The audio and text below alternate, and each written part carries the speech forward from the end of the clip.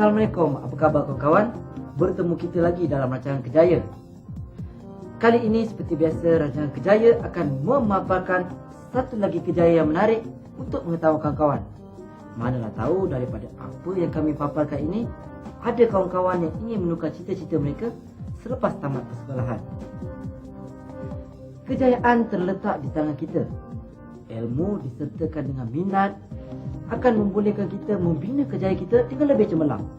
Apatah lagi jika diselangi dengan kemahiran dan kepakaran, secara tidak langsung ia membolehkan kita menghasilkan kerja dengan lebih unik dan lebih tersendiri. Ilmu yang kita dapati di sekolah sebenarnya merupakan asas kepada kita untuk membina kerjaya di masa hadapan dengan lebih cemerlang. Di sinilah akan berputiknya minat dan cita-cita kita. Episod Kerjaya kali ini akan memaparkan satu lagi bidang kerjaya, iaitu dalam bidang masakan yang banyak dipelopori oleh kaum lelaki. Tentu kawan-kawan ingin mengetahui apakah bidang kerjaya ini. Kalau nak tahu lebih lanjut, jom ikuti episod kali ini.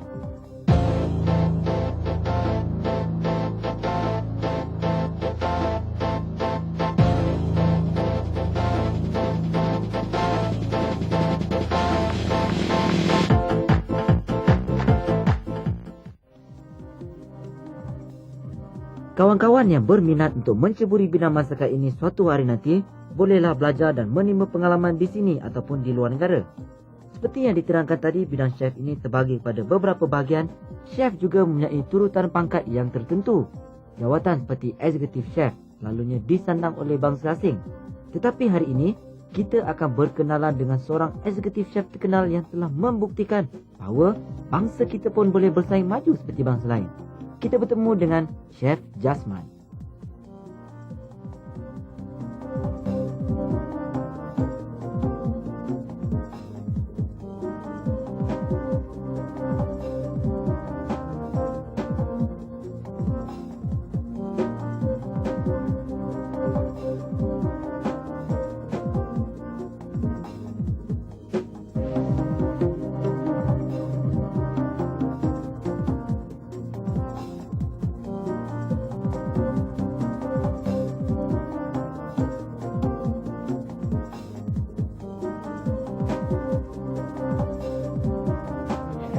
Kita kerja sebagai seorang tukang masak. Okey, kita tukang masak. Bukan executive chef tu hanya ada satu pangkat. Okey, berapa pangkat dia sebagai seorang tukang masak. Apa akar umbi dia kita tahu. Untuk mengendalikan dapur, okey, untuk menyediakan makanan, okey, dan juga untuk membuat purchasing dia. Semualah macam-macam kerja dia. Lagi apa mana tahu. Jadi apa bezanya chef dengan executive chef? Chef dengan executive chef, chef tu bahasa dia mula dia. Kalau kita ikut bahasa chef, chef tu bahasa dia dalam bahasa Perancis. Dalam bahasa Perancis bermaksud sini chef adalah orang yang utama. Alright, ataupun dekat kita dekat macam sekarang ni dalam bidang masakan kan kita gunakan chef adalah sebagai seorang ketua. Di Europe, okey, kita gunakan chef itu adalah untuk orang yang terutama ataupun pemimpin-pemimpin negara yang digunakan dan dikenali sebagai seorang chef. Jadi di dalam bidang masakan, okey, kita gunakan dia sebagai executive chef, bermakna orang yang paling tinggi sekali dalam bidang masakan. Dan di bidang masakan ini dia ada banyak-banyak ciri dia. Dia bukan hanya dalam bidang masakan panas, tapi dia ada dalam bidang masakan sejuk juga. Itu nanti kita akan melalui ini semua ciri-ciri ni. Lagi apa lagi? Kau nampak tak bezanya baju yang ni dengan baju yang ni? Mungkin ada apa-apa cerita di sebalik perbezaan daripada baju-baju ni? Boleh ceritakan tak? Baju ni kalau kau nak tahu baju ni kan, baju ni adalah khas dibuat untuk seorang executive chef. Kalau kita tengok dia punya material ataupun kain dia sendiri, kita boleh tahu. Kita di sini kita gunakan Egyptian twill cotton. Dekat sini kita hanya gunakan cotton sendiri saja. Perbezaan dia adalah bukannya pasal baju, tapi kepala otak dan juga pengalaman dan ilmu pengetahuan. Education, experience, that gives you a lot of knowledge in terms of cooking. Now, macam uniform yang kita pakai, macam topi. Topi ni adalah untuk apa orang kata? To protect the hair. Untuk apa? Daripada rambut supaya masuk ke dalam, jadi dia tak masuk ke dalam masakan. Yang ini untuk mengelap peluh ataupun dalam dapur kalau macam ada accident ke, macam terjatuh ke tangan patah, kita gunakan ni. Kita buka dia, kita gunakan untuk membalut. Itulah peluh tu. Lagi. Yang double breast ni, jaket dia ni, dia double breast. Dia single breast dengan double breast. Kalau kita tengok betul-betul, dalam ada satu line dan di luar pun ada satu line. Guna dia adalah untuk protect depan kita, because this is our important part. Dan juga kalau kamu tengok bawah, kita ada apron. Jadi di sini baju ni ada 2 line, apron ada 3 line. Jadi tempat tu semua di-protect. Faham tak? Faham. So, gunanya tangan panjang adalah apabila kita memasak nanti, supaya minyak tidak akan terpecik kepada tangan. Jadi tangan panjang tu adalah jadi protection. Lagi apron ni guna dia untuk mengangkat benda-benda yang panas ataupun benda-benda yang berat. Sebab apron ni kalau kita angkat dia, kita boleh buat dia tepi sini. Dan daripada sini kita boleh gunakan ujung ni untuk mengelap.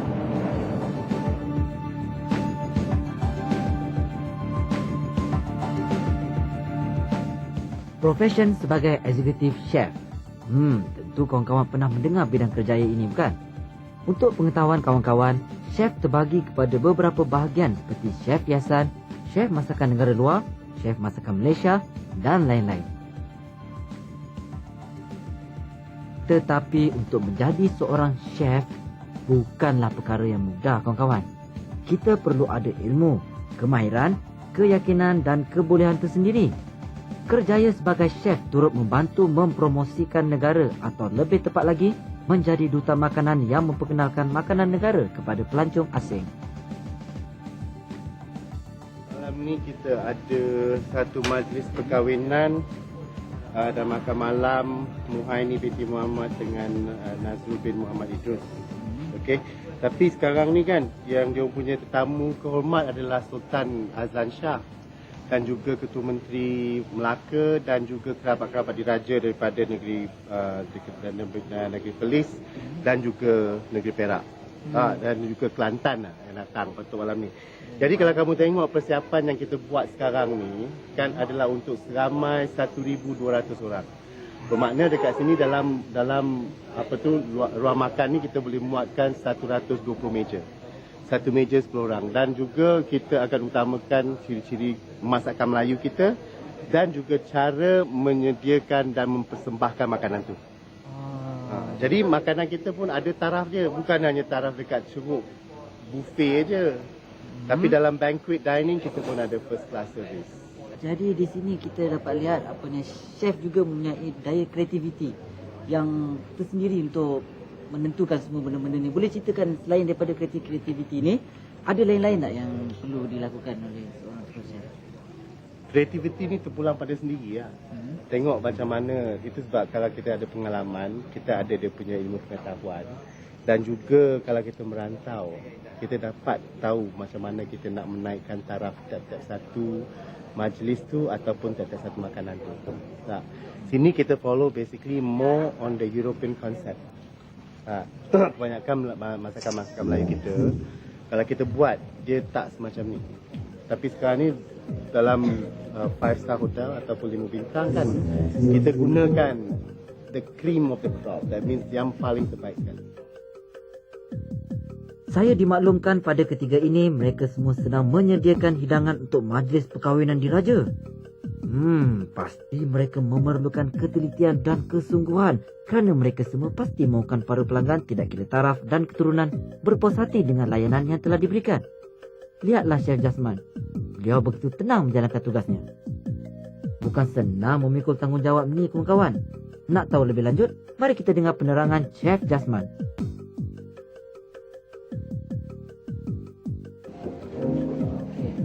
Macam bekas menu ataupun menu yang kita tahu, kita tunjukkan tadi kat situ tu, dia orang dekat sana kita gunakan kertas biasa, tapi di sini kita gunakan khas. Okey, adalah ini untuk apa ni? Sultan. Okey, ini menu dia yang kita buat. Dan cara-cara dia pun amat teliti. Sebab ni akan dipergunakan untuk sultan dan juga raja. Okey, di sini macam ni kita ada gambar agung kat sini. Ini gambar Castro. Dan Dia juga pun ada datang cara dia. Adalah invited guest. Okey. Ini ada salah satu yang kita Jadi ini juga adalah merupakan di bawah pengawasan. Ini pengawasan bukan saja daripada executive chef tapi juga di dalam bahagian food and beverage. Okey, dalam bidang makanan dan penyediaan. Ini adalah dia punya sampel dia yang kita buat sana. Okey.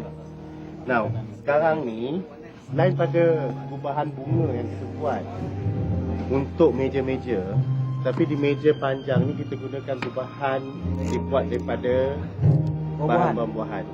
Okey, seperti macam ni lah. Boleh angkat dulu ya. Okey, kau pegang lah. Ni adalah betik. Kalau kita tengok lukisan dia, betik bukan hanya boleh dimakan tapi boleh digubah juga. Ini takes time and it takes art and skill, and that's also a work of a chef. Jadi ni chef pula yang buat? Tak ada lah, dia ni lah buat. Ni Dia abang. yang buat.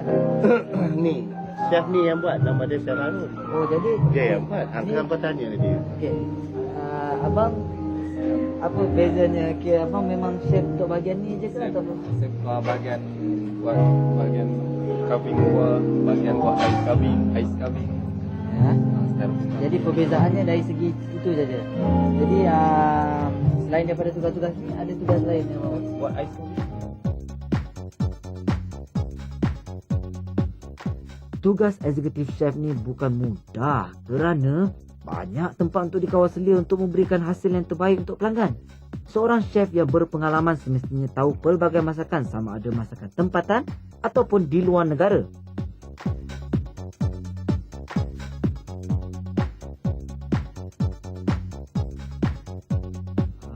Lagi satu saya nak tanya lah pasal orang kata pasal bahasa ni kan. Bahasa ni ada chef sekian-sekian chef ni dia ada lainan-lainan bahasa ke apa ke? Dia orang cerita ni pasal dia perlu menguasai sesuatu bahasa. Okey. Bagaimana? Apa pendapat?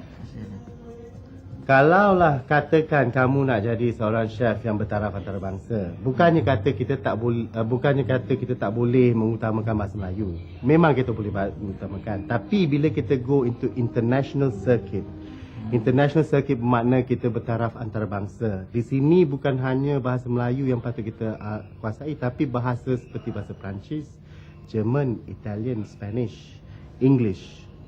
Okey, sebab bahasa ni adalah digunakan di merata-rata tempat. Dan satu lagi, kita mesti ingat, dalam bahasa masakan, kebanyakannya adalah dalam bahasa Perancis dan juga German. Jadi kalau kita nak alih bahasakan tiap-tiap satu benda yang dalam bahasa Inggeris ataupun bahasa Perancis ke bahasa Melayu, tidak ada.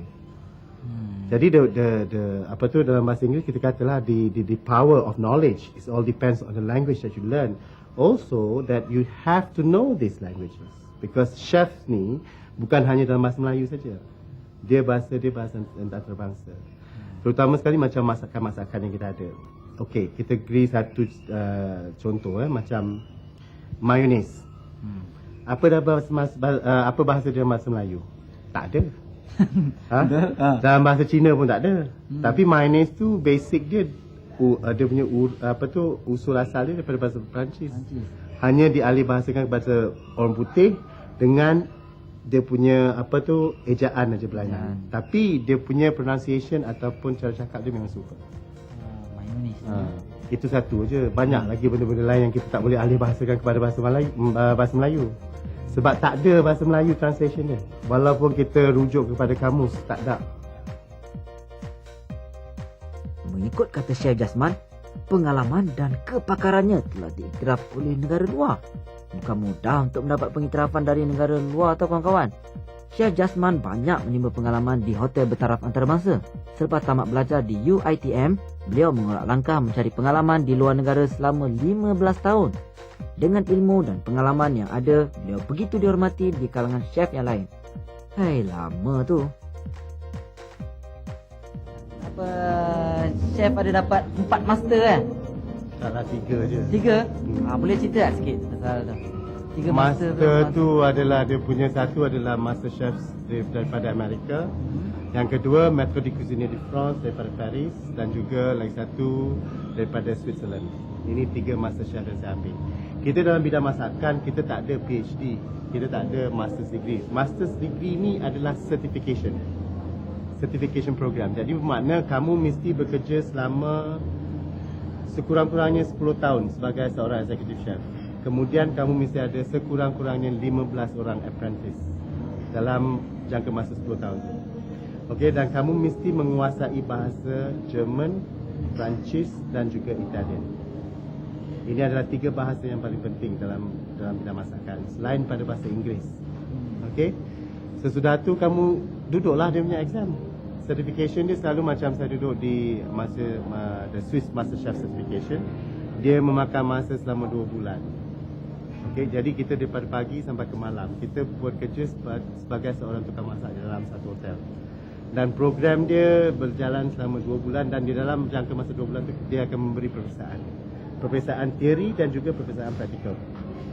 Nah, peperiksaan tu dikendalikan dalam bahasa Inggeris, Perancis, Jerman dan Italian. 4 bahasa. Jadi kalau tengokkan master bukan sama ke dia punya ni? Bukan sama. Master kan dia Tak sama.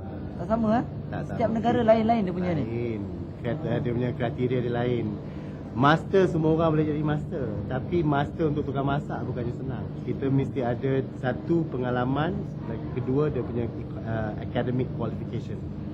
Kita bukan hanya macam kita dah ada pengalaman tapi tak ada academic qualification. Academic qualification tu atau tu bermakna dia macam kita ada pergi sekolah masak ke tidak. Kalau kita tak ada tu, susah. Tak boleh ambil. Sebab kita nanti dalam proses dia punya program tu kita ada apa ni? Accounting, kita ada law, kita juga ada food technology, kita ada dietitian, okey, yang mengendalikan proses tu untuk apa tu mengiktiraf kita sebagai seorang pakar dalam bidang masak. Kita mesti tahu ni semua. Yang paling penting sekali is food nutrition. Dan kita kena tahu juga ekonomi.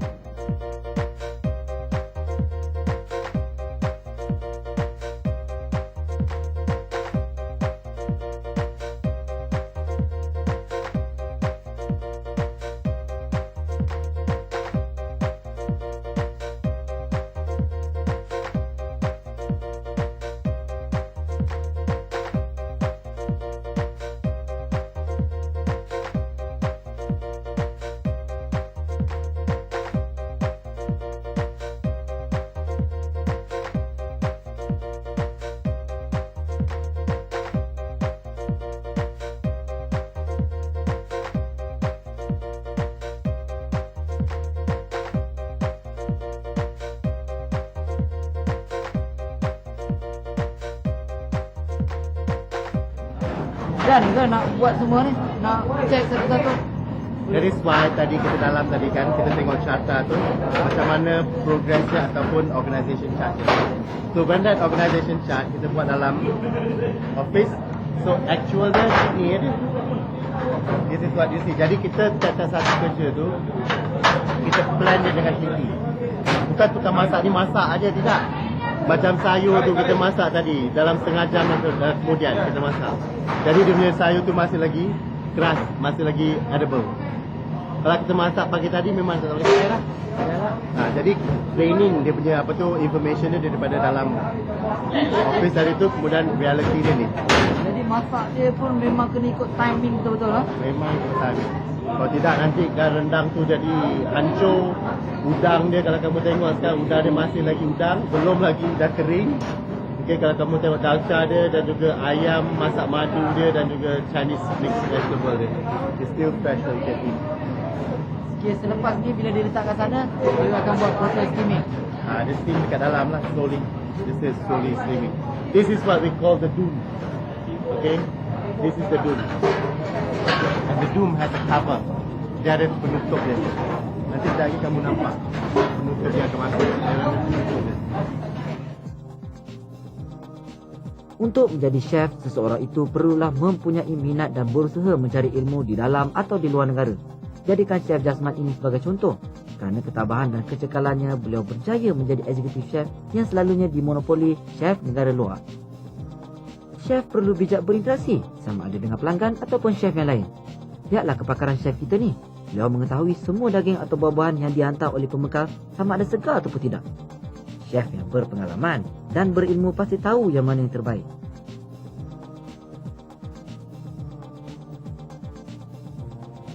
Okey, latar belakang kita. Pertama adalah minat. Minat dalam bidang masakan. Itu satu. Lagi satu, kalau kamu betul-betul minat dalam masakan yang kamu suka. Okey, daripada minat itulah timbul dia punya kemahuan nak belajar ataupun nak menimba ilmu pengetahuan, especially dalam bidang masakan. Latar belakang saya ni terdiri daripada mula-mula masuk ke universiti UiTM. Dia punya batch pertama dalam tahun 1975 hinggalah ke tahun 1979. Khusus tu mengambil masa selama 4 tahun. Selepas pada tu saya pergi ke mana? Pergi bekerja lah.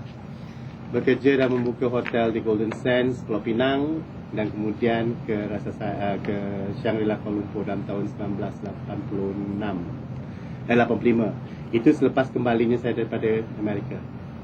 Selepas saya lepas pada ITM, saya terus pergi ke Amerika dan belajar di Culinary Institute of America atau lebih dikenali dengan CIA. Di situ saya pelajari latar belakang pasal masakan lebih mendalam, okey, dan mengetahui cara-cara dan selok-belok untuk menyediakan makanan dan juga untuk memasarkan dia dan juga untuk menerima barang-barang tu. Di sini kita cakap pasal purchasing sampailah ke servis. Nah, selain pada ke Culinary Institute of America, saya juga masuk ke universiti seperti Cornell University, Michigan State University, New York Graduate Center dan juga Columbia University. Semua ni terdapat di Amerika. Di situ bidang masakan dan juga bidang pentadbiran diperluaskan dengan cara-cara yang terbaru dan juga teknik yang digunakan. Selepas pada stint saya dekat Amerika, saya balik ke Malaysia dan bekerja dengan Shangri-La Kuala Lumpur selama tak sampai 1 tahun. Kemudian tu saya pergi ke Switzerland. Di Switzerland saya bekerja dekat satu hotel nama dia Victoria Jungfrau. Yang hotel tu usia dia dah lebih pada 175 tahun. Baru-baru ni hotel tu menyambut ulang tahun dia ke yang 200. Okey. Selepas daripada Switzerland, saya balik ke Amerika dan terus bekerja dengan sebuah syarikat perkapalan yang bernama Cunard Lines. Cunard Lines mengendalikan kapal yang terbesar ataupun yang very popular atau yang terkenal, iaitu Queen Elizabeth II. Saya sebagai dia punya executive chef selama 10 tahun lebih. Pengalaman di luar negeri memberi kita banyak exposure ataupun memberi kita banyak pengajaran, terutama sekali tentang penyediaan ataupun penyiapan makanan dan juga untuk dia punya nutritive value ataupun kesihatan dia.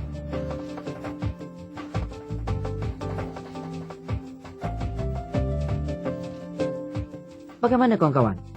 Mungkin ada di antara kawan-kawan yang berminat dengan kerja ini? Jika mempunyai minat di dalam bidang ini, mulalah mengasah bakat dari sekarang kerana kerjaya ini mempunyai masa depan yang cerah. Kerjaya ini juga dapat memperluaskan minda kita kerana kita dapat mengenali masakan negara luar selain memperkenalkan masakan tradisional kita ke negara luar. Secara tidak langsung, kerjaya pemakanan ini menyumbang kepada sumber ekonomi dan pelancongan di negara kita.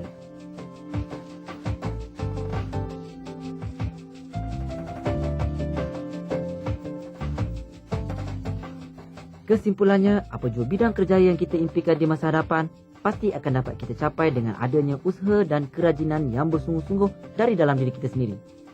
Minat dan kepakaran pula akan turut membantu sebagai satu pakej yang membawa kita menuju kejayaan. Jumpa lagi kawan-kawan pada episod kejayaan akan datang. Selamat berjaya!